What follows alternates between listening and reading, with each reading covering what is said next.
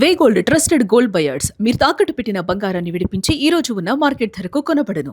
కేంద్ర మంత్రి బండి సంజయ్ కుమారుడు బండి భగీరథ్ అంశం ఇప్పుడు రాష్ట్రంలోనే తీవ్ర చర్చనీయాంశంగా మారింది. పోక్సో కేసు కింద బండి భగీరథ్ మీద కేసు నమోదవడం జరిగింది. ఇక దీని తర్వాత ఇప్పుడు ముందస్తుగానే వెకేషన్ బెంచ్లో కూడా తను పిటిషన్ వేశారు, తను అరెస్టు చేయొద్దని చెప్పి. ఇంకొకటి చూస్తే కనుక అసలు బండి భగీరథ్ ఇప్పుడు రాష్ట్రంలోనే లేడు, తన్ని రాష్ట్రం నుంచి అంటే వేరే దేశానికి పంపించేశారు అని చెప్తున్నారు. అసలు ఈ క్రమంలో బండి భగీరథ్ అరెస్ట్ అవుతాడా? ఎందుకంటే ముందస్తుగానే ఎవరైతే యువతి ఫ్యామిలీ తన మీద కేసేశారో తనకన్నా ముందుగానే తనను హనీ ట్రాప్ చేశారని చెప్పారు. మరి ఇదేమైనా ప్రభావం చూపిస్తుందా? బండి భగీరథ్ అంశంలో ఏం జరగబోతోంది ఏంటి అనేది ప్రెజెంట్ నాతో పాటు ఉన్నారు BJP official spokesperson advocate Nagendra Babu garu. వారితో మాట్లాడదాం. నమస్కారం సార్. నమస్కారం అమ్మా. పోక్సో కేసు అనేది చాలా కఠినమైన కేసు. దీంట్లో ఎవరు చిక్కుకున్నా కానీ ఎంత పెద్దవాళ్ళైనా కానీ తప్పించుకోలేరు అంటారు. అసలు ముందుగా ఈ పోక్సో కేసు ఎంత కఠినమైంది అన్నది మనం ఒక్కసారి మాట్లాడదాం సార్. తప్పకుండా అమ్మా. పోక్సో చట్టం ఎందుకు వచ్చిందంటే బేసిక్గా మైనర్ పిల్లలకి అంటే ఈ మధ్య కాలంలో మరి బహుశా 30-40 క్రితం కూడా ఉండవచ్చేమో తెలియదు మనకి. మరి మీడియా ప్రభావం ఎక్కువ మంది తెలుస్తుందా లేకపోతే అసలు ఇప్పుడు అటువంటి సమాజంలో వికృత పోకలు పెరిగాయి తెలియదు, కానీ చైల్డ్ అబ్యూస్ కూడా పెరిగిందనేది వాస్తవం. మనం కూడా పేపర్ చదువుతున్నాం. సో దీన్ని దృష్టిలో ఉంచుకొని కఠినమైన చట్టమే తీసుకొచ్చారు. విక్టిమ్ సెంట్రిక్గా విక్టిమ్ని దృష్టిలో ఉంచుకొని అంటే కాంపెన్సేషన్ కూడా ఇచ్చేటువంటి అవకాశం ఉన్నట్టుగా నిబంధనలు బాగా కఠినతరం చేసి జైలు శిక్ష కూడా కాలపరిమితి మినిమం ఇంత శిక్ష పెట్టాలని చెప్పి ఉద్దేశంతో అలాగా కఠినంగా తయారు చేయడం జరిగింది. ఎటువంటి పరిస్థితుల్లో అసలు మన మధ్యకు రావాల్సి వచ్చింది చట్టం చెప్పాం కదమ్మా. ఇప్పుడు కాలమాన పరిస్థితులు మారుతూ ఉన్నాయి భారతదేశంలో, ప్రపంచవ్యాప్తంగా కూడా. బహుశా ఎకనామిక్ లిబరలైజేషన్ వల్ల మరి మంచి పరిణామం అంటే వస్తు ఉత్పత్తి పెరిగింది, సంపద పెరిగింది, జీడిపి పెరుగుతూ ఉంది, ఆర్థిక వనరులు పెరుగుతూ ఉన్నాయి, మనిషి యొక్క ఆర్థిక స్థితిగతులు పెరుగుతున్నాయి. దాంతోపాటు ప్యారలల్గా బహుశా మనిషి యొక్క వికృత రూపం కూడా పెరుగుతూ ఉంది అనిపిస్తూ ఉంది. సో దీన్ని దృష్టిలో ఉంచుకొని క్రైమ్స్ కూడా పెరుగుతాయి కాబట్టి ఇప్పుడు కూడా పార్లమెంట్ ఎప్పుడు కూడా ఆయా కాలానుగుణంగా ఆ చట్టాన్ని తీసుకొస్తారు. సో ఈ పరిస్థితుల్లో పార్లమెంట్ ఒత్తిడి ఉంది కాబట్టి డెఫినెట్గా మంచి చట్టం తీసుకొచ్చి పిల్లలకి రక్షణ కల్పించాలి అనేటువంటి సదుద్దేశం తీసుకున్న చట్టం. ఇన్ఫాక్ట్ నేను ఒక కేసు కూడా చేశానమ్మా. ఒక పార్టీకి ప్రధాన పార్టీ కార్పొరేటర్గా కాంటెస్ట్ చేసిన అతను ఓడిపోయాడు, కానీ అతను అదే ఫ్లాట్స్లో ఉంటుంటే ఒక అమ్మాయిని 14 ఏళ్ళ అమ్మాయిని అప్పుడే అమ్మాయి మెచ్యూర్ అయింది. సో ఆ అమ్మాయిని ఫిజికల్గా టచ్ చేయటము, కామెంట్స్ చేయటము, అంటే 2 చోట్ల సీసీ కెమెరా లేవు. అది లిఫ్ట్లోను స్టేర్ కేస్లో. మరి కిందకి వెళ్ళాలన్నా పైకి వెళ్ళాలన్నా లేదు, one has to use either lift or staircase కదా. అక్కడ అతను అబ్యూస్ చేయటము కరోనా ముందర జరిగింది సంఘటన ఇది. సో కరోనా టైంలో కూడా చాలా భయభ్రాంతికి గురైపోయింది అమ్మాయి. తర్వాత కరోనా అయిపోయిన తర్వాత she committed suicide by falling from the building. 5వ అంతస్తు నుంచి దూకి చనిపోయింది. చనిపోతూ నోట్ రాసింది. సో దాంట్లో పటిష్టంగా నేను ప్రాసిక్యూషన్ తరఫున చేసి కన్విక్షన్ కూడా ఇప్పించడం జరిగింది. Life time conviction. ఇప్పటికి కూడా జైల్లో ఉన్నాడు. హైకోర్టులో పెండింగ్ ఉంది. ఇది డిస్ట్రిక్ట్ జడ్జి కన్విక్షన్ ఇచ్చారు, స్పెషల్ కోర్టు కన్విక్షన్ ఛాలెంజ్ చేశారు. హైకోర్టులో పెండింగ్ ఉంది. ఛాలెంజ్ చేసినా కూడా దాంట్లో కూడా ఇంకా ఇంటర్మ్ రిలీఫ్ ఇవ్వలేదు, అంటే ఇంటర్మ్ బెయిల్ ఇవ్వచ్చు కావాలంటే. ఎందుకంటే pending dispose of the main case appeal we are now letting him off అని చెప్పొచ్చు. ఆ పరిస్థితి కూడా లేదు, ఇంకా జైల్లోనే ఉన్నాడు. ఓకే, ఇప్పుడు మన బండి భగీరథ కేసు విషయానికి వస్తే ఈ కేసులో మనం చూస్తే తన మీద కేసు నమోదు అవ్వటానికి ముందులే ఎవరైతే విక్టిమ్ లాగా ఇప్పుడు ఆ అమ్మాయి ఉందో, తన మీద వేధింపులకు గురయ్యా అని చెప్తున్నారో వాళ్ళ ఫ్యామిలీ మీద ముందుగానే బండి భగీరథ కేసు నమోదు చేశాడు. వీళ్ళు నన్ను హనీ ట్రాప్ చేశారు, వీళ్ళు నాతో పాటు నన్ను గుళ్ళకి వీటన్నిటికీ తీసుకొని వెళ్ళారు, తర్వాత నన్ను ఒక 5 కోట్లు డిమాండ్ చేశారు, భయపడి నేను ఒక 50,000 అయితే ఇచ్చాను అని చెప్పి ముందుగానే కేసు నమోదు చేశాడు. ఆ తర్వాత 2 రోజులకి ఇటు ఈ పాప వాళ్ళ ఫ్యామిలీ బయటకు వచ్చేసి బండి భగీరథ మా అమ్మాయికి మద్యం తాగించి 2025లో అఘాయిత్యానికి పాల్పడ్డాడు, తర్వాత తన మీద అసభ్యంగా ప్రవర్తించారంటూ తన మీద కేసు నమోదు చేయడం జరిగింది. ఇప్పుడు ఈ అంశంలో మనం కనుక చూసుకుంటే ముందస్తుగానే తను కేసు నమోదు చేశాడు కాబట్టి ఎటువంటి పరిణామాలు ఉంటాయి? ఈ విధంగా కనుక ఒకరి మీద ఒకరు కేసు నమోదు చేసుకుంటే పోక్సో వర్తిస్తుందా, వర్తించదా, ఏంటి? బేసిక్గా ఏ కేసు అయినా సరే ఆ కేసులో పూర్వపరాలు మనకి పూర్తిగా వాస్తవాలు తెలియకుండా కామెంట్ చేయలేం. ఇది వ్యక్తిగత విషయం. ఇప్పుడు నేను భగీరథ తరపున అడ్వకేట్గా ఉంటే నాకు I would have been private to the documents. మీరు చెప్పినట్టుగా మరి అంతకుముందే వీళ్ళే భగీరథ తరపునే కంప్లైంట్ ఫైల్ చేశారని చెప్తా ఉన్నారు, ఆ అమ్మాయి మీద హనీ ట్రాప్ చేశారని చెప్పి. తర్వాత సబ్సిక్వెంట్గా ఆఫ్టర్ కపుల్ ఆఫ్ డేస్ 2 రోజుల తర్వాత ఈ బండి సంజయ్ గారి అబ్బాయి భగీరథ గారి మీద కేసు పెట్టారు వాళ్ళని చెప్తా ఉన్నారు. సో ఈ వాస్తవాలు అవాస్తవాలు దాంట్లో ఉన్నటువంటి కాంటెంట్స్ ఏంటి, దీంట్లో ఉన్న కాంటెంట్స్ ఏంటి, కాంట్రడిక్షన్స్ ఏమైనా ఉన్నాయా, ఏవైనా పరస్పర వైరుధ్యంగా కనుక ఉంటే కోర్టు అప్పుడు ఆ మేరకు ఆ కంప్లైంట్ని నమ్మేటువంటి అవకాశం తగ్గుతుంది. కంప్లైంట్ ఎప్పుడు కూడా పటిష్టంగా ఉండాలి కదా. ఇప్పుడు అబద్ధాన్ని అన్నటువంటి చెప్పినప్పుడు అంటే తడికలాగా ఉంటుంది, కొద్దిగా వేగ్గా ఉంటుంది. స్పష్టంగా పటిష్టంగా ఉంటాం ఒకటి. 2, ఇప్పుడు ప్రస్తుతం నేను వాడి పేపర్ చూశాను, రీతిరాజ్ అంటే చాలా డీసెంట్ ఆఫీసర్ ఆవిడ డైరెక్ట్ IPS కూడా 2017-18 బ్యాచ్ అన్న గుర్తు. So she was now appointed as special investigator in this case by the government of Telangana. So ఒక DCP ఒక జిల్లా SP స్థాయి ఆఫీసర్కి ఆ కేసు అప్పచెప్పినప్పుడు we expect them to investigate థరోగా ఎవరితో ఇన్ఫ్లుయెన్స్ కాకుండా థరోగా చట్ట ప్రకారం ఇన్వెస్టిగేట్ చేసి ఇక్కడ తప్పు అయితే, ఒకవేళ కంప్లైంట్ కనుక తప్పు అయితే, ఇది పోక్సో కేసు కంప్లైంట్ తప్పు కనుక తప్పుడు కంప్లైంట్ ఫైల్ చేసేందుకు కాను, ఇంత రచ్చ చేసేందుకు కాను డెఫినెట్గా వాళ్ళ మీద కేసు పెట్టాలి. లేదు పోక్సో కేసే కరెక్ట్ అనుకోండి, అప్పుడు డెఫినెట్గా పోక్సో కేసులో నిందితులు ఎవరైనా సరే, చట్టం అంటే ఏం చెప్తుందంటే, రాజ్యాంగం చట్టం, మీరు how you are, law is still above you. మీరు ఎంత ఉన్నత స్థాయిలో ఉన్నా సరే చట్టం మీకంటే ఉన్నతంగానే ఉంటుంది. రాష్ట్రపతి అయినా, ముఖ్యమంత్రి అయినా, ప్రధానమంత్రి అయినా స్పెషల్ ప్రివిలేజెస్ కొన్ని ఉంటాయి, ఎందుకంటే రాజ్యాంగ పదవిలో ఉండవు.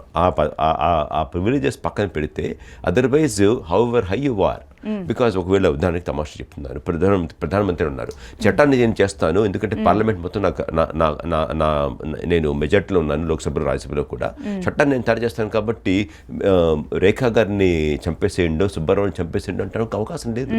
ఎందుకంటే అలా చేయాలంటే కూడా చట్టం చేయాలి. చట్టం చేసిన తర్వాత ఆ చట్టం కూడా ఒకవేళ ఇంకా ఛాలెంజ్ చేయదలుచుకుంటే హైకోర్టులో కానీ సుప్రీంకోర్టులో ఛాలెంజ్ చేయొచ్చు.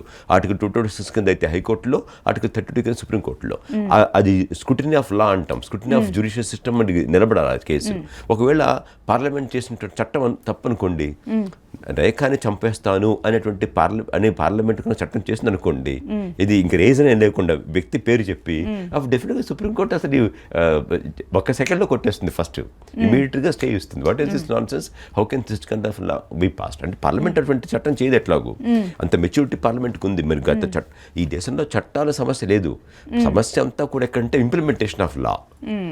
ఏ చట్టమైనా సరే, ఇప్పుడు మీరు చెప్పిన పోక్సో చట్టం అయినా సరే ఇంప్లిమెంట్ బాగా చేస్తున్నావా లేదా, అంటే చట్టబద్ధ పాలన, రూల్ ఆఫ్ లా, అంటే however high you are, whether law is being implemented or not. నాకు ఒక చట్టము, పెద్దవాడికి ఒక చట్టము, చిన్నవాడికి ఒక చట్టం అమలు చేస్తే ప్రజలకి చట్టం పట్ల చులకన ఏర్పడుతుంది, చట్టబద్ధ పాలన మీద గౌరవం పోతుంది, లాలెస్నెస్ పెరుగుతుంది.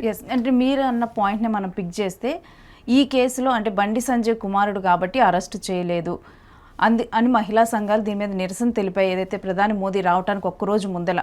అయితే కావాలని చెప్పి ఈ విధంగా చేస్తున్నారని బండి సంజయ్ చెప్పారు. అది వేరే విషయంగా మనం పక్కన పెడితే, అంటే ఈ విధంగా నిరసన తెలపటం తర్వాత ఇంకా కూడా విక్టిమ్ స్టేట్మెంట్ కూడా రికార్డ్ చేయలేదన్నారు. అంటే పోక్సో చట్టం కనుక నమోదైతే అసలు వితిన్ 24 అవర్స్లో జరగాల్సినటువంటి ప్రొసీడింగ్స్ ఏంటి, ఎప్పుడు అరెస్ట్ చేస్తారు, ఏంటి? అరెస్ట్ చేయడానికి నిబంధనలు లేవమ్మా, ఇమీడియట్ కూడా అరెస్ట్ చేయొచ్చు. ఒకవేళ ఇంకా ఇతను యాంటిసిపేటెడ్ బెయిల్ అప్లికేషన్ పెట్టినప్పుడు అడ్వకేట్ ఏం చెప్తారంటే, బాబు నీ కేసులో తప్పు చేయలేదు కాబట్టి యాంటిసిపేటెడ్ బెయిల్ వచ్చే అవకాశం ఉంది, కాబట్టి లోపల అరెస్ట్ అయితే కనుక అయితే యాంటిసిపేటెడ్ బెయిల్ పిటిషనే వేస్ట్ అయిపోతుంది, ఇన్ఫ్రాక్చర్స్ అయిపోతుంది. కాబట్టి అరెస్ట్ అయిన వాడికి యాంటిసిపేటెడ్ బెయిల్ వేయంగా, అరెస్ట్ అయితే కనుక బెయిలే వేయాలి. కాబట్టి ప్రస్తుతం యాంటిసిపేటెడ్ బెయిల్ పరిగణలో తీసుకున్నారు కాబట్టి హైకోర్టు ఆ డెసిషన్ ఇచ్చే వరకు కూడా మీ ఫ్రెండ్ వాంట్లో ఉండు, సుబ్బారావు ఇంట్లో ఉండు, వెంకట్రావు ఇంట్లో ఉండు, యూజువల్గా నీకు తెలిసిన వాళ్ళు ఇల్లు కాకుండా కొద్దిగా దూరంగానో లేకపోతే బయట ఉండు. నువ్వు ఇంటర్నేషనల్ టెర్రరిస్ట్ కాదు కాబట్టి వెంటనే నీకు టీవీలో ఫ్లాష్ చేసి ఎక్కడ ఉంటే అక్కడ పట్టుకొని కలుగు నుంచి తీసుకొచ్చే పరిస్థితి లేదు కాబట్టి అలా ఉండు అని చెప్పేటువంటి అవకాశం కూడా ఉంటుంది. ఇప్పుడు మేము కూడా కొన్ని సందర్భాల్లో యాంటిసిపేటెడ్ బెయిల్ పెండింగ్ ఉన్నప్పుడు అరెస్ట్ చేస్తారని కనుక అనుకుంటే క్లయింట్కి అడ్వైజ్ ఇస్తాము, జాగ్రత్తగా ఉండండి, 2-3 రోజులు అరెస్ట్ కాకండి, యాంటిసిపేటెడ్ బెయిల్ వచ్చే అవకాశం ఉంది అని చెప్పగలుగుతాం. అది 100% ఇస్తారా లేదా అనేది కేసుని బట్టి, ఫ్యాక్ట్స్ని బట్టి, జడ్జి యొక్క అతని తీరుని బట్టి, అతని యొక్క అప్లికేషన్ ఆఫ్ మైండ్ని బట్టి. ఇప్పుడు ఒకే కేసులో 2 జడ్జిమెంట్స్ డిఫర్ అవుతాయి, మరి 2 జడ్జెస్ డిఫర్ అవ్వచ్చు, ఎందుకంటే perception differs as to how you see అది. సో మీ వైపు నుంచి చూసేటప్పుడు మీకు రకం కనిపించవచ్చు, నాకు రకం కనిపించవచ్చు.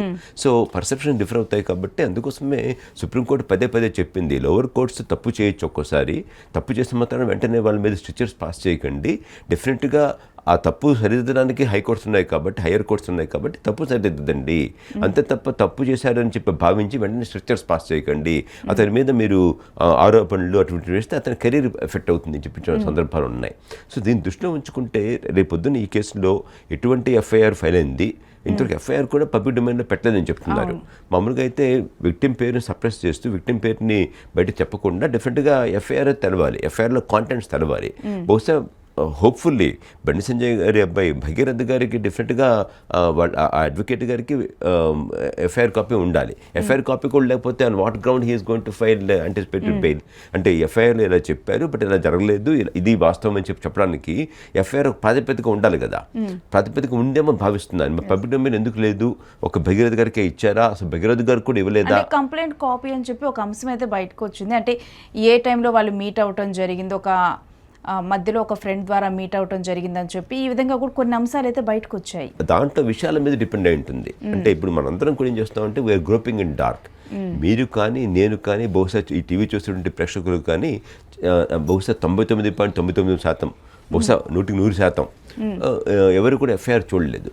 ఎఫ్ఐఆర్ చూడకుండా ఆవిడ కంప్లైంట్ చూడకుండా, ఇది పోక్సో కేసులో ఆ డిఫెక్టివ్ కంప్లైంట్ తల్లిగారు మరి ఆ అమ్మాయి పెట్టిన కంప్లైంట్ చూడకుండా మనం ఏం చెప్పినా కూడా నిరర్ధకమే, ఏం చెప్పినా కూడా వేస్టే. సో రెండోది చట్టబద్ధ పాలన అన్నప్పుడు ఏంటి, చట్ట ప్రకారం ఎవరైనా సరే ఆ చట్ట ప్రకారం వాళ్ళ చర్యలు వాళ్ళు తీసుకుంటారు. మూడోది కేవలం బండి సంజయ్ గారు అబ్బాయి కాబట్టి శిక్షిస్తూ ఉంటాం కూడా కరెక్ట్ కాదు కదా. బండి సంజయ్ గారు అబ్బాయి అయినా నాకైనా మీకైనా ఒకే చట్టం వర్తిస్తుంది. నిందితుడు అని చెప్పిన వాడికి పూర్తిగా అతనికి స్వేచ్ఛ ఉండాలి, పూర్తిగా అన్ని అవకాశాలు రాజ్యాంగం కల్పించింది. ఏంటి యాంటిసిపేటెడ్ బెయిల్ వేసుకోవచ్చు, అతను నిందితుడు కాదు, నేను తప్పు చేయలేదు ప్రూవ్ చేయడానికి ఉండాలిగా.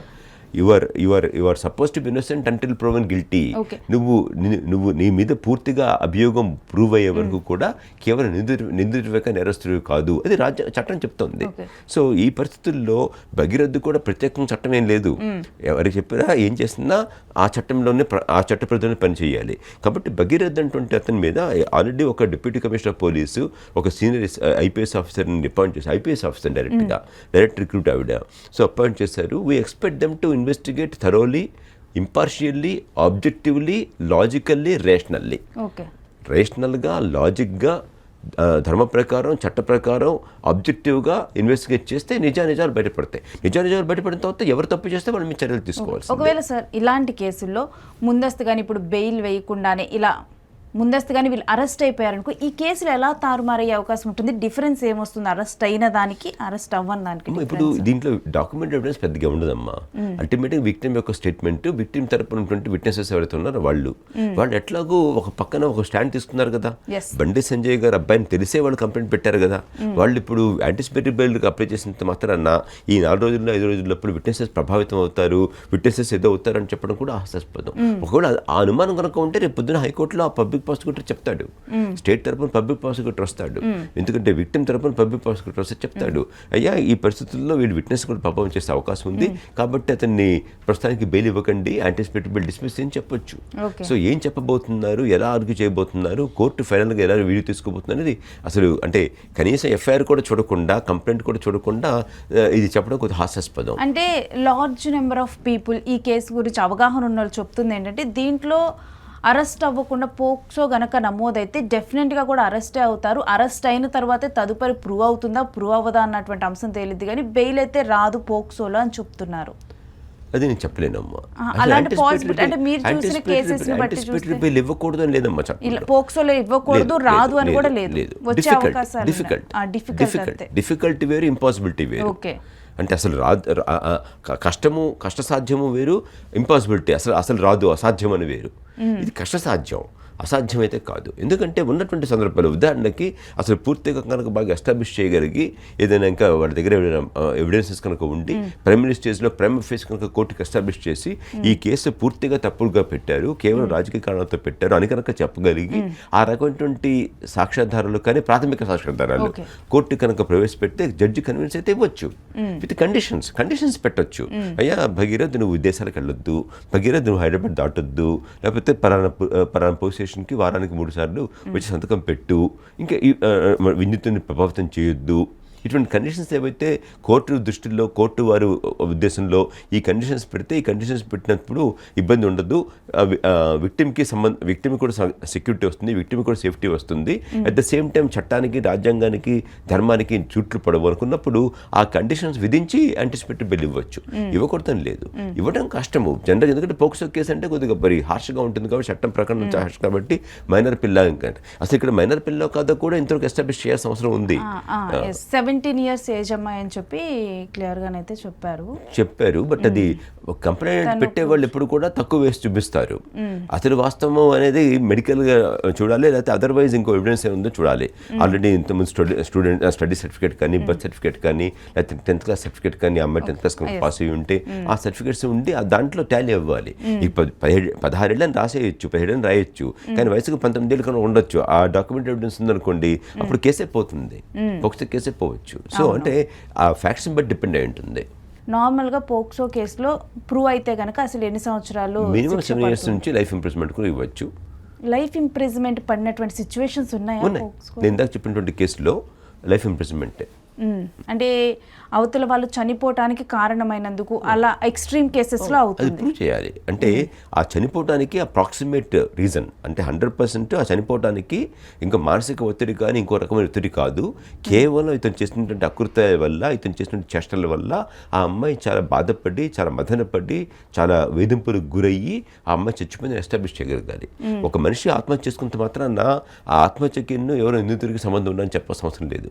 ఇప్పుడు సుప్రీంకోర్టు ఒక కేసు ఏం చెప్పిందంటే ఈ డైన్ డిక్లరేషన్ అంటే మరణవామనం ప్రకారం జడ్జిమెంట్ ఇచ్చేయచ్చు అని చెప్పారు. తర్వాత సుప్రీంకోర్టు మార్చుకున్నారు. మన తెలంగాణ కేసే రెడ్డి ఆ కేసులో సుప్రీంకోర్టు ఒపీనియన్ మార్చుకుంది.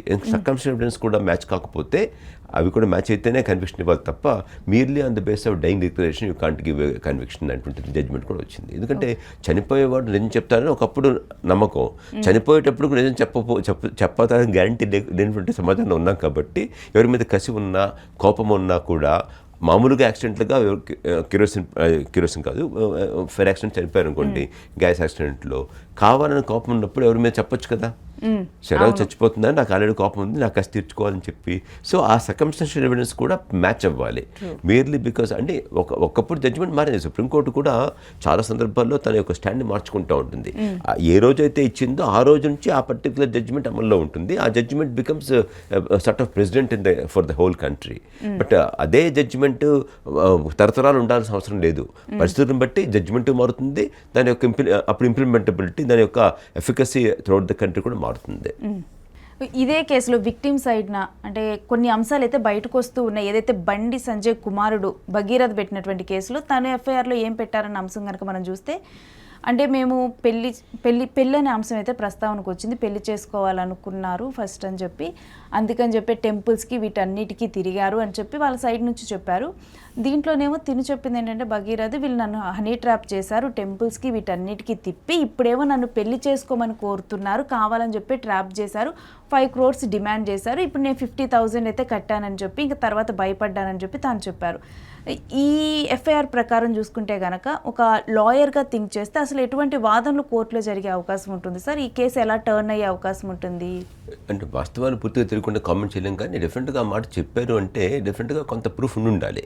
గుడికి వెళ్ళారు అంటే ఫొటోస్ దిగుండి ఉంటారు. అంత క్లోజ్ అయినప్పుడు ఈ రోజుల్లో ప్రతి సెల్ ఫోన్ ఉన్న ప్రతి మనిషి ఒక ఫోటోగ్రాఫర్ అయిపోయాడు.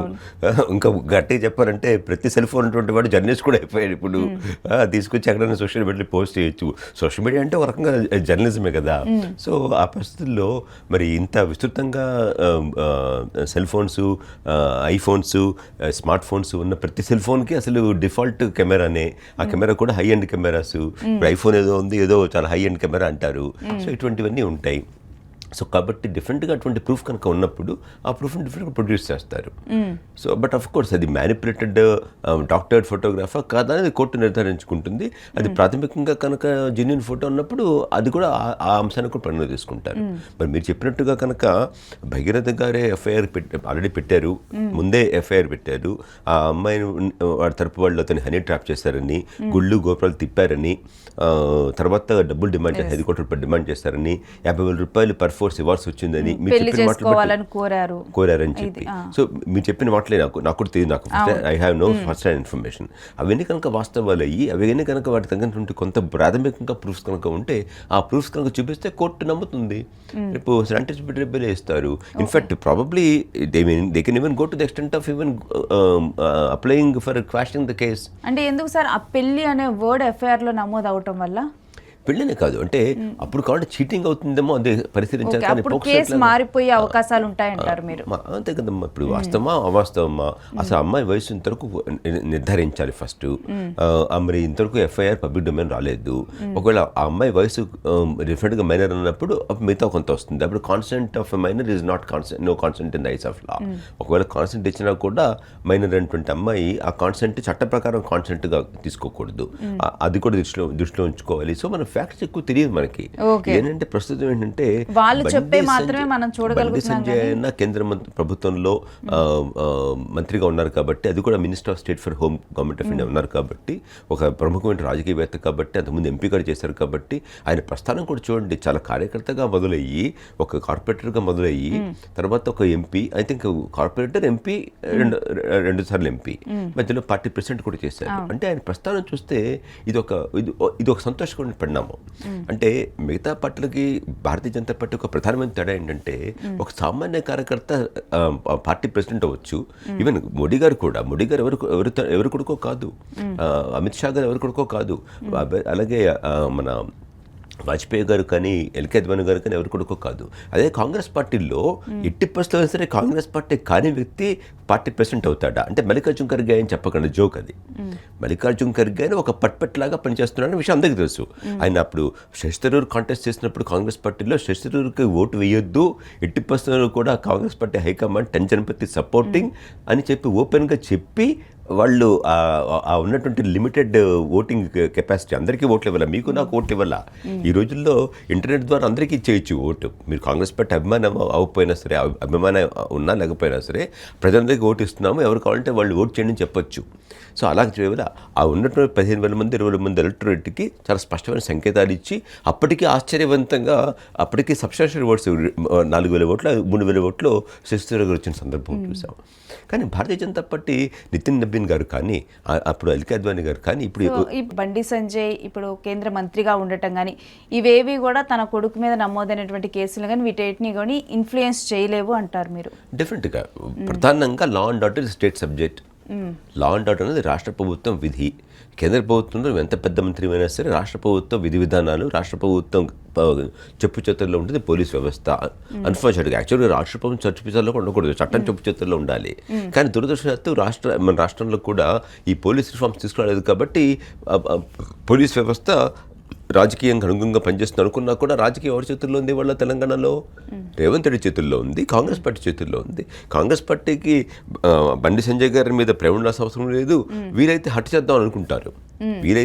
వీరైతే నాలుగు ఇంకా ఎక్కువ వేసి ఏదైనా హరాస్ చేద్దాం, తన పని తాను చేసుకుపోతుందంటూ ఆల్రెడీ కూడా సీఎం రేవంత్ రెడ్డి స్టేట్మెంట్ ఇచ్చేసారు ఈ అంశంలో. అంటే ఆ మాట అంటున్నారు కానీ నిజంగా ఆ పని జరుగుతుందో లేదో తెలియదు. అది మీరు చెప్పాలి. అది ఇప్పుడు చట్టం తన పని తను చేసుకుపోతే సమస్య ఉండదు, అసలు మనం చర్చ కూడా పెట్టక్కర్లేదు.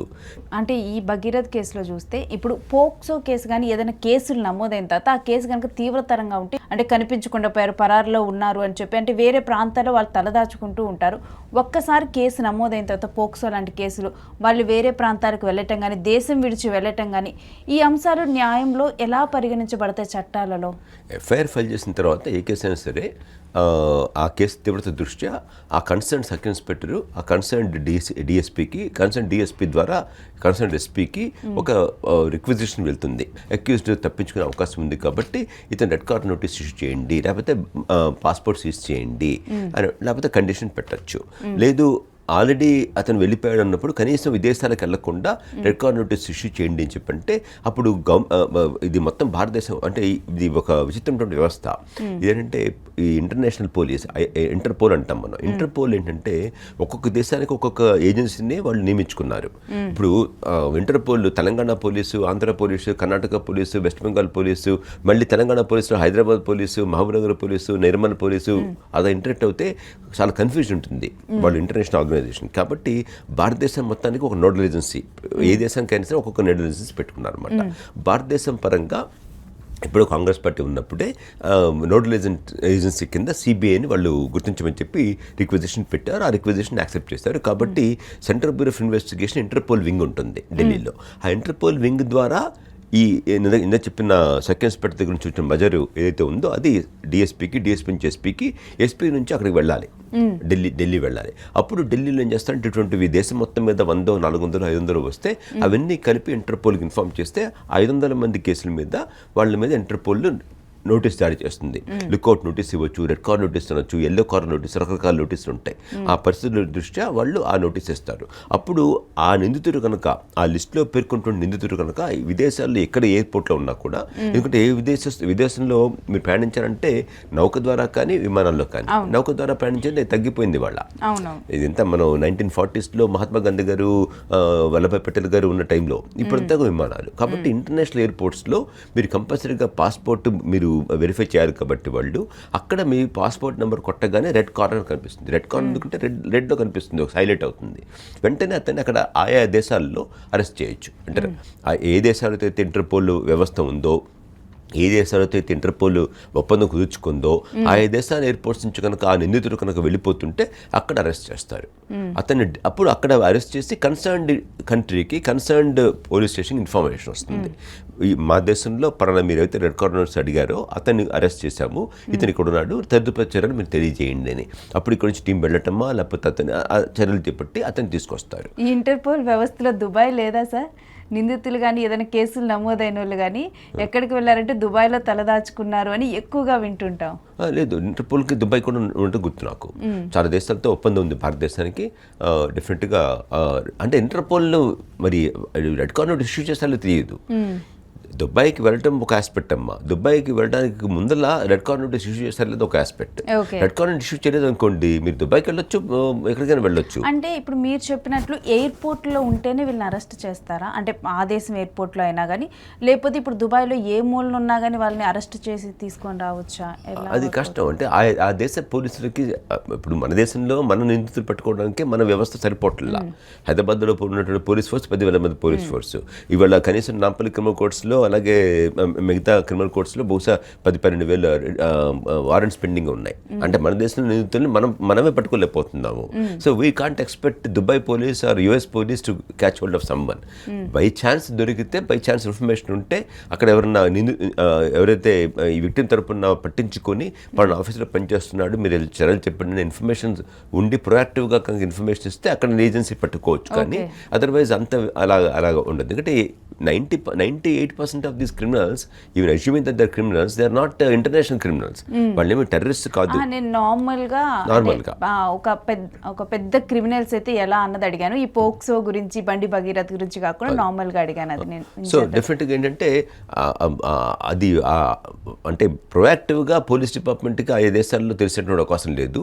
కానీ డెఫినెట్గా ఏంటంటే వాళ్ళు ఎక్కడికి వెళ్ళాలన్నా సరే విమానంలో వెళ్తారు. కాబట్టి ఆ దేశం నుంచి ఇండియా రావాలన్నా, ఆ దేశం నుంచి ఇంకో దేశంకి వెళ్ళాలన్నా, ఆ దేశంలో ఒక ప్రాంతం నుంచి ఒక ప్రాంతంకి వెళ్ళాలన్నా, అమెరికా చాలా పెద్ద దేశం, ఉదాహరణకి 3 రెట్లు ఉంటుంది భారతదేశంతో కంపేర్ చేస్తే. ఆ దేశంలో ఒక ప్రాంతం నుంచి ఒక ప్రాంతానికి వెళ్ళినప్పుడు అక్కడ మీరు డెఫినెట్గా ఐడెంటిటీ కింద పాస్పోర్ట్ ఉంటుంది. కాబట్టి పాస్పోర్ట్ నెంబర్ కొట్టగానే అక్కడ ఐడెంటిటీ వస్తే డెఫినెట్గా he will be detain in the concern airport. ఆ ఎయిర్పోర్ట్ అని ఆపేస్తారు.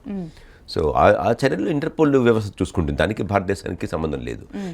కేవలం ఇన్ఫర్మేషన్ ఇవ్వటము, ఇంటర్పోల్లో రిజిస్ట్రీలో మన ఆ నిందితుడి పేరు వెళ్ళటం వరకే చూసుకోవటం బాధ్యత. ఆ తర్వాత ఇంటర్పోల్ వ్యవస్థ చూసుకుంటుంది. అలాగే ఆయా దేశాల పౌరులు ఇండియాలో కూడా ఉండి ఆయా దేశాల్లో కనుక క్రైమ్ చేసి వచ్చారని చెప్పి ఇంటర్పోల్ ఇన్ఫర్మేషన్ ఉంటే ఇక్కడ కూడా అరెస్ట్ చేస్తాం. మనం అరెస్ట్ చేస్తే ఆ దేశానికి ఇన్ఫార్మ్ చేస్తాం. అంటే బైలాటరల్, ఇవన్నీ కూడా మల్టీలేటరల్ అగ్రిమెంట్స్. అంటే వివిధ దేశాల మధ్య ఒప్పందం. కాబట్టి మన దేశంలో అటువంటి వాళ్ళు ఎవరైనా దొరికినా కూడా మనం ఆయా దేశాలకు ఇన్ఫార్మ్ చేస్తాము. ఆయా దేశాల్లో మనవాడు ఎవరైనా ఇటువంటి వాడు దొరికితే ఆయా దేశాలు ఇంటర్పోల్ వ్యవస్థ మనకి ఇన్ఫార్మ్ చేస్తుంది. సో ఇప్పుడు ఫైనల్గా మనం బండి భగీరథ అంశం కనుక మనం చూస్తే, సో దీంట్లో పాసిబిలిటీస్ చూస్తే తనకి బెయిల్ రాదు పోక్సో కింద నమోదు అవటం వల్ల అన్నారు. కానీ ఇప్పుడు మీరు చెప్పిన దాని ప్రకారం ఇలా బెయిల్ రాదు అలాంటి ఏమీ లేవు, వచ్చే ఛాన్సెస్ ఉన్నాయి, రాకపోను ఛాన్సెస్ ఉన్నాయని మీరు చెప్తారు ఫైనల్ గేమ్స్. పోక్సో చట్ట ప్రకారం కష్టసాధ్యం. ఫ్యాక్ట్స్ అండ్ సర్కమ్స్టెన్సెస్ మీద డిపెండ్ అయి ఉంటుంది. ఫ్యాక్ట్స్ సర్కమ్స్టెన్సెస్ ఎస్టాబ్లిష్ చేయగలిగితే అసాధ్యం కాదు. అంటే యాంటిసిపేటెడ్ బెయిల్ ప్రొవిజన్ సస్పెండ్ చేస్తూ ఏమి లేదు పోక్సో యాక్ట్లో. ఎస్సీ ఎస్టీ యాక్ట్లో ఉంది ఫర్ ఎగ్జాంపుల్, అటువంటి ప్రొవిజన్ లేదు ఈ చట్టంలో. ఓకే, ఎస్సీ ఎస్టీ యాక్ట్లో బెయిల్ రాదు. అందుకోసమే ఎస్సీ ఎస్టీ కేసు మేమేం చేస్తాము, ఇంతకుముందులో 482 కింద, ప్రస్తుతం 512 కింద మేము క్వాష్ పిటిషన్ వేస్తాము. అంటే దురదృష్టవశాత్తు ఆ ప్రొవిజన్ లేదు కాబట్టి ఏం చేస్తాము, అంటే పార్లమెంట్ ఆ చట్టం ఆమోదించింది, సుప్రీంకోర్టు కూడా దాన్ని ఫైనల్గా కన్ఫర్మ్ చేస్తుంది. కాబట్టి మేమేం చేస్తాము, ఒక నిజంగా కనుక తప్పు చేయలేదు అని భావిస్తే ఆ కేసుని ఎస్టాబ్లిష్ చేసుకుంటూ క్వాష్ వేస్తాము. కేసు క్వాష్ అయిపోతుంది కాదు, కేసు కొట్టేస్తారని కాదు. అప్పుడు కనీసం ఆ హైకోర్టులో క్వాష్లో ఒక ఇంటరీమ్ ఆర్డర్ వస్తుంది, not to take coercive steps అని. యాంటిసిపేటరీ బెయిల్ అనే ప్రొవిజన్ లేదు కాబట్టి not to take coercive steps equivalent to anticipatory bail. ఇప్పుడు నాకు బాగా గుర్తు, ఎప్పుడో ఒక దశాబ్ద కాలం క్రితం ఒక సబ్ ఇన్స్పెక్టర్ ఆఫ్ పోలీసు ఆయన భార్య వచ్చారు ఆఫీస్కి. వాళ్ళు బీసీ కమ్యూనిటీ. వాళ్ళ అబ్బాయి, ఇద్దరు అబ్బాయిలు, ఒక పెద్ద అబ్బాయి ఒక అమ్మాయిని ప్రేమించాలని అనుకున్నాడు. ఈ ప్రేమ అనేది కూడా చాలా డైసీవ్ టర్మ్. అంటే ఇద్దరు కలిసి కాఫీ తాగి ప్రేమ అనుకుంటున్నారా, మనసులు కలిసి, అభిప్రాయాలు కలిసి, జీవితం అంతా కలిసి ప్రయాణం చేద్దాం అనుకున్నారా, క్లారిటీ లేకుండా ఇన్ఫాక్చుయేషన్, లస్ట్, లవ్ అన్నీ ఒక పదం అయిపోయింది ఇప్పుడు. సో మొత్తం మీద ఆ కుర్రాడు కొద్ది అమాయకుడు. నాకు తర్వాత తెలిసింది, ఆ కుర్రాడితో కూడా మాట్లాడాను. ఆ కుర్రాడు కొంత నమ్మేశాడు ఇది ప్రేమ అనుకొని. అంటే సింపుల్గా చెప్పాలంటే ఒక సాఫ్ట్ డ్రింక్లో ఇద్దరు కలిసి స్ట్రా తాగి అదే ప్రేమ అనుకున్నారు. ఆ అమ్మాయి కూడా ప్రేమ అని చెప్పేసింది. ఇవి నిజంగా నమ్మాడు. నమ్మి ఇంట్లో కూడా చెప్పకుండా పారిపోయి పెళ్లి చేసుకుందాం అనుకున్నాడు. ఇంట్లో చెప్పొచ్చు కదా, కుర్రాడు అబ్బాయి కదా, ఒప్పుకుంటారు లేదో తర్వాత తల్లిదండ్రులకు తెలిసి వాళ్ళు పెళ్లి చేసుకున్న లోపల అబ్బాయికి నచ్చ చెప్పి వెడ్డింగ్ కార్డు ప్రింట్ చేసి ఊరికి తీసుకెళ్ళి, పల్లెటూరుకి తీసుకెళ్ళి, ఆ అమ్మాయి దళిత మహిళ, పెళ్లి చేశారు. అంటే అర్థం ఏంటి, తల్లిదండ్రులు యాక్సెప్ట్ చేశారు కదా, ఆ సబ్ ఇన్స్పెక్టర్ ఆఫ్ పోలీసు, ఆయన భార్య, ఆయన కుటుంబం యాక్సెప్ట్ చేశారు కదా. ఇంకా అక్కడ ఎస్సీ అటువంటి భావన లేదు కదా వాళ్ళకి, మంచి చెడు కానీ అయిపోయింది. కాపురం చేశారు, బిడ్డ పుట్టింది, అబ్బాయి పుట్టింది. పుట్టిన తర్వాత ఏదో కారణాల వల్ల ఇద్దరికి మనస్పర్ధలు వచ్చి అమ్మాయి చాలా వెచ్యూపరేటివ్గా, చాలా అబ్యూజివ్గా మాట్లాడటము, ఆ పరిస్థితుల్లో నా దగ్గర రావటము, వెంటనే దానికి తగిన పరిష్కారం చెప్పడము, మేము డైవోర్స్ వేయటము, ఈ లోపల వాళ్ళు ఈ ఎస్సీ ఎస్టీ కేసు పెట్టడము. అది ఇప్పుడు హైకోర్టులో మనం ఎస్టాబ్లిష్ చేశాను. మీరు ఆశ్చర్యపోతారు, సబ్ ఇన్స్పెక్టర్ గారి భార్య సబ్ ఇన్స్పెక్టర్ గారు కాళ్ళు పట్టుకున్నారు. అయినా నాకు ఇప్పుడే గుర్తు చెప్పాడు, 30 ఏళ్ల సర్వీస్లో నేను ఒక్క తప్పు చేయలేదు సార్, ఒక ఛార్జ్ మెమో నా మీద లేదు, నేను నిజాయితీగా పనిచేశాను. ఇప్పుడు కనుక నిన్ను కనుక అరెస్ట్ అయితే, ఎందుకంటే ఎస్సీ ఎస్టీ కేసులో యాంటిసిపేటెడ్ బెయిల్ లేదు కాబట్టి, సో అరెస్ట్ కనుక అయితే ముందర ఏంటంటే రిటైర్మెంట్కి ఒక 6 నెలల సంవత్సరం ఉంది అతనికి. ఇమ్మీడియట్గా అవుతుందంటే గవర్నమెంట్ ఆయనకి పెన్షన్ బెనిఫిట్స్ ఇవ్వదు. పిఎఫ్ కానీ మిగతా కానీ 40 లక్షలు 30 లక్షలు రావాలి. నిజాయితీ పట్టుకు చాలా పెద్ద అమౌంట్ అది. వాళ్ళు దానికి ప్లాన్ చేసుకుంటారు, ఇల్లు కట్టుకోవాలన్నా ఏదో వాళ్ళ జీవితాన్ని చక్కపరచుకోవడం కోసం ప్లాన్ చేసుకుంటారు. అవన్నీ ఆగిపోతాయండి, ముందర నామర్థం అండి, పరువు నష్టం అండి అని కళ్ళమ్మటి నీళ్లు. ఆయనైతే కొంతవరకు తమాయించుకున్నాడు, కానీ భార్య అయితే ఖర్చు సరిపోలా, టవల్ ఇవ్వాల్సిన పరిస్థితి అన్నమాట. కన్నీరు మున్నీరుగా ఏడవటం ఎంత బాధాకరం అది.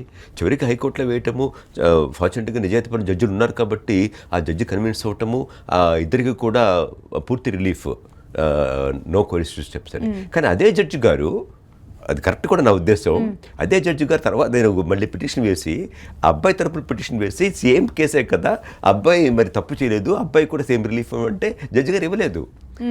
నేను జడ్జి గారిని ఓపెన్ కోర్టులో చెప్పాను అప్పుడు, హైకోర్టు జడ్జి గారిని, మీరు అవకాశం ఇస్తే 2 minutes, if you kindly grant 2 minutes time, I'll be able to convince your lordships అంటే, no I don't want to be convinced, నవ్వుతూ, I don't want to be convinced. నేను ఆ తప్పు పట్టట్లా, అంటే మెచ్యూరిటీ ఆఫ్ ఎ జడ్జ్ చెప్తా ఉన్నాను. ఎందుకంటే after all he is a man who married that girl.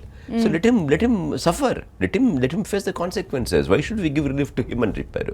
ఇమ్మీడియట్గా నేను చేశాను స్ట్రాటజిక్గా, when I knew the judge mind, there is no point in pursuing the matter beyond the point. అయ్యా kindly permit withdraw అని చెప్పి వెంటనే పిటిషన్ తీసుకుని వెనక్కి నేను I may be permitted to withdraw the petition అని చెప్పి రాసేస్తే సంతకం పెడితే ఇంకా దాని మీద అడ్వర్స్ ఆర్డర్ ఉండదు. ఓకే, లేకపోతే అడ్వర్స్ ఆర్డర్ ఉందనుకోండి, నెగిటివ్ ఆర్డర్ ఉందనుకోండి, రేపు పొద్దున ట్రయల్లో అతనికి ఇబ్బంది అవ్వచ్చు. ఇప్పుడు మీకు గ్యారంటీగా రాదు అని తెలిసినప్పుడు ఇంకా మూర్ఖత్వం. నేను గ్యారంటీగా తాకే పగిలిపోతుంది అన్నప్పుడు వెళ్ళి కొండను ఢీ కొట్టకూడదు కదా. సో ఢీ కొట్టమెందుకు క్లయింట్కి నష్టపోతాడు. విత్డ్రా చేసుకున్నాం. తర్వాత అతను మరి యాంటిసిపేటెడ్ బెయిల్ లేకపోతే ఈ సస్పెన్షన్ ఆఫ్ లేదు కాబట్టి అతను జైలుకి వెళ్ళాడు. ఒక 1 వీక్ 10 days చెప్పాను పిలిచి, బాబు సెషన్స్ బెయిల్ కాబట్టి టైం పడుతుంది, మేజిస్ట్రేట్ బెయిల్ తొందరగా అవుతుంది, ఎందుకంటే సెషన్స్ కోర్టులో ఫైల్ చేయటము, అది మళ్ళీ కేసు మేడ్ ఓవర్ అవ్వాలి, మళ్ళీ అక్కడ ఆ కన్సర్న్ సెషన్స్ జడ్జికి ఫైల్ రావాలి, ఇవన్నీ కూడా కనీసం 1 week 10 days పడుతుంది. 10 రోజుల పాటు ప్రిపేర్ అవ్వు, వెట్ట సాఫ్ట్వేర్ ఉద్యోగం కదా, పర్లేదు, కంపెనీ మునిగిపోలేదు, అది గవర్నమెంట్ ఉద్యోగం అయితే సస్పెన్షన్ గట్రా ఉంటాయని చెప్పడము, అతను లోపలికి వెళ్ళటము, తర్వాత బయటకు రావటము, వచ్చిన తర్వాత ఆఫీస్కి వచ్చి చెప్పాడు, సార్ మంచిదేందండి, నా జీవితం కొద్ది తెలుసు అని చెప్పాడు. నేను కూడా సంతోషపడ్డాను. సో అంటే ఆ మెచ్యూరిటీ కొద్దిగా వచ్చింది అతనికి, అది కొద్దిగా హాస్యాస్పదంగా ఉండొచ్చు కానీ. సో ఫైనల్గా బట్ రిలీఫ్ వచ్చింది ఆ రకంగా. ఎందుకంటే ఆ చట్టంలో అటువంటి ప్రకటన లేదు కాబట్టి, అంటే నాట్ విత్స్టాండింగ్ ఎనీథింగ్ కంటైన్డ్ అని చెప్పి ఒక ప్రొవిజన్ పెట్టి ఆ చట్టంలో ఈ యాంటిసిపేటెడ్ ప్రొవిజన్ సస్పెండ్ చేశారు, అసలు లేకుండా చేశారు. కానీ పోక్సోలో లేదు. పోక్సోలో మీరు కనుక ఎస్టాబ్లిష్ చేసుకుంటే పూర్తిగా వాస్తవమైన కేసు, ఉదాహరణకి అమ్మాయి సన్ మేజర్ అనుకోండి, అంటే విచ్ ఈజ్ ఎవిడెన్స్, అసలు అంటే ఎవిడెన్స్ కనపడుతుంది అక్కడ, కళ్ళకు కట్టినట్టు కనపడుతుంది. ఉదాహరణకి 10th క్లాస్ సర్టిఫికేట్ తీసుకొచ్చి రేపు పొద్దున ప్రాసిక్యూషన్ చార్జ్ కొట్టేటట్టుగా ఎక్యూజ్ తరపున వేశారనుకోండి, ఆ అమ్మాయి 19 ఏళ్ళు 20 ఏళ్ళు ఎస్టాబ్లిష్ చేశారనుకో, నాకు తెలియదు ఫ్యాక్ట్స్, వేశారనుకోండి, కేసు ఎలా ఉంటుంది అప్పుడు? సో పోక్సో అయితే పోతుంది కదా. అప్పుడు పోక్సో పోయినప్పుడు మిగతా ఉంటాయా లేదా దాంట్లో బీన వల్ల అయితే కోర్టు నిర్ణయించుకుంటుంది. సో అంటే ఆ పరిస్థితులను బట్టి, ఆ కేసులో బలాలను బట్టి ఉన్న సాక్ష్యాధారాలు, ప్రాథమిక సాక్ష్యాధారాలను బట్టి కోర్టు నిర్ణయిస్తుంది. కష్టం అంత మాత్రం అసాధ్యం మాత్రం కాదు. Okay, right, thank you sir. Thank you. So ఇక భగీరథ అంశంలో కనుక మనం చూసుకుంటే చాలామంది కూడా అంటే తన అంశంలో ఏం జరగబోతోంది, ఎందుకంటే పోక్సో కనుక నమోదైతే అసలు బెయిల్ రావటం కష్టం, సో ఆల్మోస్ట్ బెయిల్ రాదని చెప్తున్నారు. కానీ దీని ప్రకారం ఇప్పుడు ఎందుకంటే ఇక్కడ భగీరథ కూడా ఆల్రెడీ ఆ అమ్మాయి మీద కేసు అవ్వటం జరిగింది, ఇటు వాళ్ళ ఫ్యామిలీ కూడా భగీరథ మీద కేసు వేశారు. ఈ 2 పిటిషన్ కనుక విచారించినప్పుడు అసలు ఏం జరుగుతుంది అనేది మాత్రం దీంట్లో పెళ్లి అనే అంశం ఒకటి ప్రస్తావనకు వచ్చింది కాబట్టి ఆ అడ్వకేట్స్ తీసుకున్నటువంటి వాదనని బట్టి పూర్తిగా కూడా ఆ రోజు బెయిల్ వస్తుందా రాదా అన్నది మాత్రం మనకి తేలనుంది తప్పితే ముందుగానే పోక్సో నమోదైనంత మాత్రాన బెయిల్ రాదు అనేది మాత్రం లేదని మనకు అర్థమవుతుంది.